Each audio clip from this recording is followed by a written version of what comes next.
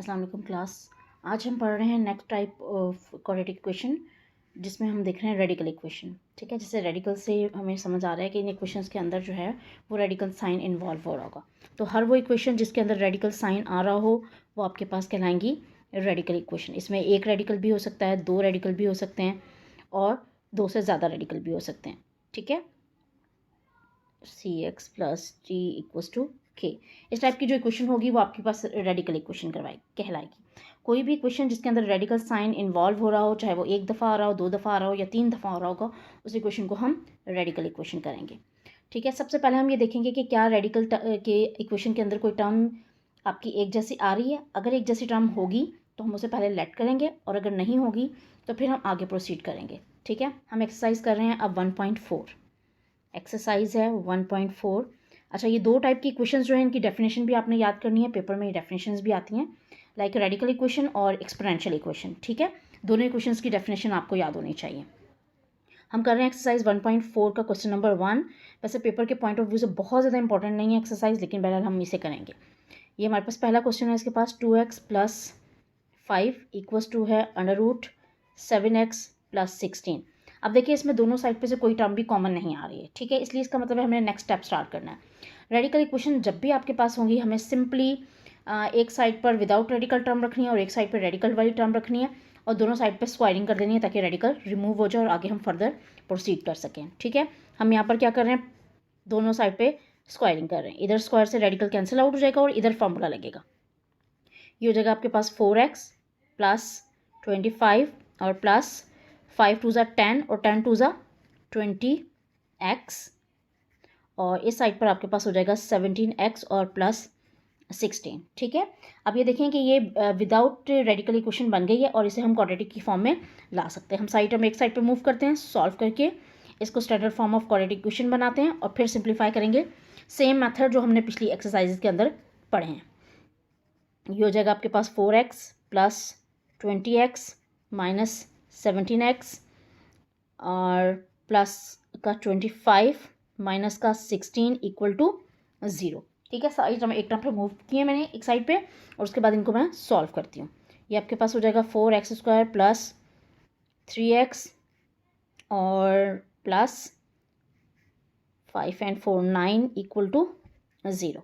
ठीक है, ये बन गई हमारे पास क्वाड्रेटिक इक्वेशन और इसे हम नाम देते हैं क्वेश्चन नंबर 1 का। ठीक है, हमने इसको सॉल्व कर लिया। ये हमारे पास आ गया 4x² plus 13x plus 9 equal to 0। ठीक है, ये स्टैंडर्ड इक्वेशन बन गई है मेरे पास। अब इसको मैंने सॉल्व करना है। अच्छा, यहाँ पर ये देखिएगा ये 17 नहीं है, ये 7 है। ठीक है, बाय मिस्टेक मैंने इसको 17 कर दिया था। सॉल्व करके हम 13 आया। अब हमने मल्टीप्लाई करना है किसको, इन दो नंबर्स को, 9 and 4 को मल्टीप्लाई करेंगे और जो मल्टीप्लाई करके आंसर आएगा उसको हमने करना है इस तरह से ब्रेक कि आपके पास सॉल्व करके आंसर जो बने वो 13 आना चाहिए।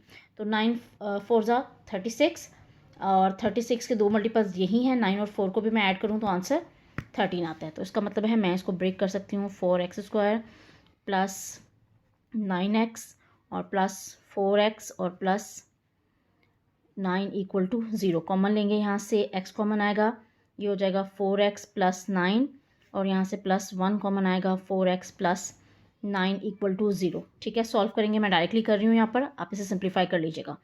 x इज इक्वल टू -1 आ जाएगा एक वैल्यू और दूसरी वैल्यू आपके पास आएगी 4x प्लस 9 इक्वल टू 0। तो ये आपके पास यहाँ से सॉल्व होकर आएगी x इक्वल टू -9/4। ठीक है, ये एक टेबल से कैंसिल आउट नहीं हो सकते इसलिए इसको मजीद छोड़ेंगे यहाँ पर।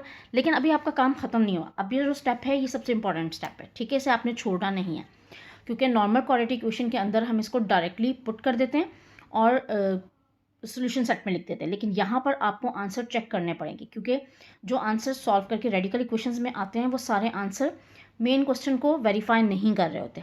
तो हम चेक करेंगे जो आंसर इसमें से वेरीफाई करेगा सोल्यूशन सेट में सिर्फ वही आंसर लिखा जाएगा और जो वेरीफाई नहीं करेगा उसे हम कहते हैं एक्सट्रेनियस रूट। ठीक है, एक्सट्रेनियस रूट को आपने सोल्यूशन सेट में पुट नहीं करना है। वो आंसर जो इक्वेशन के को वेरीफाई नहीं करेगा वो एक्सट्रेनियस रूट कहलाएगा और उसको हम सोल्यूशन सेट में पुट नहीं करेंगे। ये लिखने की ज़रूरत नहीं, क्वेश्चन में लिखा हुआ नहीं होगा कि आपने चेक करना है, ये आपको खुद पता होना चाहिए कि रेडिकल इक्वेशन हमेशा चेक होगी।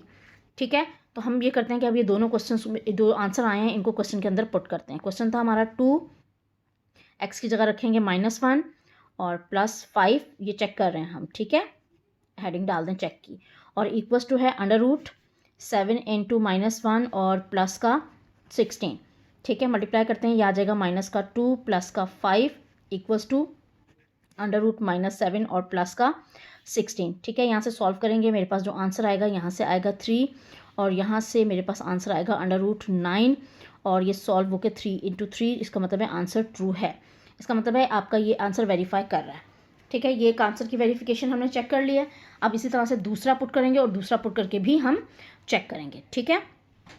ये हमारे पास हो जाएगा 2 इंटू -9/4 और +5 इक्वल्स टू √7 इंटू -9/4 और +16, ठीक है। इसको हमने करना है सिंप्लीफाई, इसको हम करते हैं सॉल्व, तो यहाँ से आपके पास कैंसिल आउट हो जाएगा 2, ये हो जाएगा -9/2 प्लस का 5 इक्वल्स टू -9/7 = 63/4 और प्लस का 16, ठीक है। इसको हम एलसीएम लेके सिंप्लीफाई करेंगे और इसको भी एलसीएम लेके सिंप्लीफाई करेंगे, ठीक है। तो यहाँ से मेरे पास आएगा -9 + 10/2 और यहाँ से भी 4 से सॉल्व करेंगे इसको, तो ये हमारे पास आएगा आपके पास माइनस का 63, चलिए आगे लिख देती हूँ इसको 63 और इसको करेंगे तो ये हो जाएगा 64/4, ठीक है। अब सॉल्व करेंगे दोनों साइड से, यहाँ पर आएगा 1/2 और इस साइड पर आएगा √1/4 और उसको सॉल्व करेंगे तो 1/2। ये सोल्यूशन भी इसका एक सॉल्व कर रहा है इसको। इसका मतलब है जो सोल्यूशन सेट हमारे पास होगा, सोल्यूशन सेट में चूँकि दोनों आंसर वेरीफाई कर रहे हैं इसलिए आप सोल्यूशन सेट में लिखेंगे तो -1 एंड -9/4। अदरवाइज जो आंसर वेरीफाई नहीं करेंगे उसको आपने सोल्यूशन सेट के अंदर नहीं लिखना है, ठीक है जी। ओके, क्वेश्चन नंबर 2, 3 भी इसी तरीके से हैं, 4 भी इसी तरीके से है, लेकिन मैं आपको एक क्वेश्चन और बता देती हूँ ताकि आपको मेथड जो है वो बहुत अच्छे तरीके से समझ में आ जाए, ठीक है। काम वही है हमारा हमेशा, अगर आपके पास कोई टर्म कॉमन नहीं है और आप लेट नहीं कर रहे तो आपने डायरेक्टली दोनों साइड्स पे स्क्वायरिंग लेनी है, लेकिन एक चीज़ का और ख्याल रखना है कि रेडिकल वाली टर्म सेपरेट होनी चाहिए और जो टर्म विदाउट रेडिकल होगी वो एक साइड पर होनी चाहिए। तो पहले हम टर्म मूव करते हैं और फिर दोनों साइड पे स्क्वायर रूट लेंगे। ये हो जाएगा 3x + 100, इस पर भी स्क्वायर लेते हैं और इस साइड पर x को मूव करेंगे तो ये हो जाएगा x + 4 और इस साइड पर भी स्क्वायर करेंगे, ठीक है। यहाँ पर तो स्क्वायरिंग से रेडिकल कैंसिल आउट, ये हो जाएगा 3x + 100 इक्वल्स टू, लेकिन इस साइड पर अब आपने क्या करना है, होल स्क्वायर का फॉर्मूला लगाना है। ये आपके पास हो जाएगा x² + 16 और +8x। अब साइड हम एक साइड पे मूव करें, ये हो जाएगा x² प्लस का 8x माइनस का 3x प्लस का 16 माइनस का 100 इक्वल टू 0, ठीक है। राइट वाली लेफ्ट पे मूव कर लें या लेफ्ट वाली राइट पे मूव कर लें, लेकिन कोशिश करें कि x² के साथ नेगेटिव साइन ना आए। तो उसके लिए फिर हम क्या करेंगे, लेफ्ट वाली टर्म जो है वो राइट साइड पे मूव करेंगे। ओके, मूव हो गई हमारे पास, इसको हम करते हैं सिंप्लीफाई और हमारे पास आंसर जो है वो आएगा x² प्लस का 5x और माइनस का 84 इक्वल टू 0, ठीक है। अब यहाँ पर 84 आपके पास बन रहा है, आपने मल्टीपल्स ब्रेक करने हैं और सॉल्व करना है, ये आपको पता है पहले से सोल्यूशन कैसे करना है, ठीक है। हम ब्रेक कर रहे हैं, उसको ब्रेक करके मैं डायरेक्टली आंसर लिख रही हूँ और आप इसको सॉल्व करेंगे फिर बीच के स्टेप आपने छोड़ने नहीं है। x² प्लस 12x माइनस का 7x और माइनस का 84, ठीक है। ब्रेक क्या किया मैंने, 84 को ब्रेक किया इस तरह से कि प्लस माइनस करने पर सेंटर वाली टर्म आए, तो 84 के मल्टीपल्स जो बन रहे हैं 12 और 7, ठीक है। और अगर इनको मैं माइनस करूँ तो आंसर आता है 5। अब सॉल्व करके जो आंसर निकलेगा वो आपके पास आ जाएगा, x की वैल्यू 7 आ जाएगी और x की वैल्यू -12 आ जाएगी, ठीक है। बीच के स्टेप मैंने कॉमन लेने वाले छोड़ दिए हैं, वो आप खुद करेंगे। उसके बाद हम करते हैं, अब हमें चेक करना है, चेकिंग इज मस्ट, चेक करना है और चेक करके हमें देखना है कि कौन से रूट वेरीफाई कर रहा है और कौन सा रूट वेरीफाई नहीं कर रहा है। अच्छा, इसमें अब हम पुट करेंगे क्वेश्चन के अंदर, तो क्वेश्चन हमारे पास है √3x की जगह रखेंगे 7 प्लस का हो जाएगा 100 और माइनस का हो जाएगा x मतलब 7 इक्वल्स टू 4, ठीक है। सॉल्व करते हैं, ये हो जाएगा √21 प्लस 100 माइनस 7 इक्वल्स टू 4। अच्छा, 100 प्लस 21 121 121 और माइनस का 7 इक्वल्स टू 4 हो जाएगा। ठीक है, अब इसका रूट लेंगे। रूट में ये आपके पास आएगा 11 माइनस 7 इक्वल्स टू 4। सॉल्व करेंगे 4 इक्वल्स टू 4। इसका मतलब है ये आंसर वेरीफाई कर रहा है। ठीक है, दूसरा हमारे पास आंसर कितना था, दैट इज़ -12। अब आपने क्या करना है, इसी तरह से दूसरी क्वेश्चन के अंदर आपने -12 पुट करना है सेम इक्वेशन में।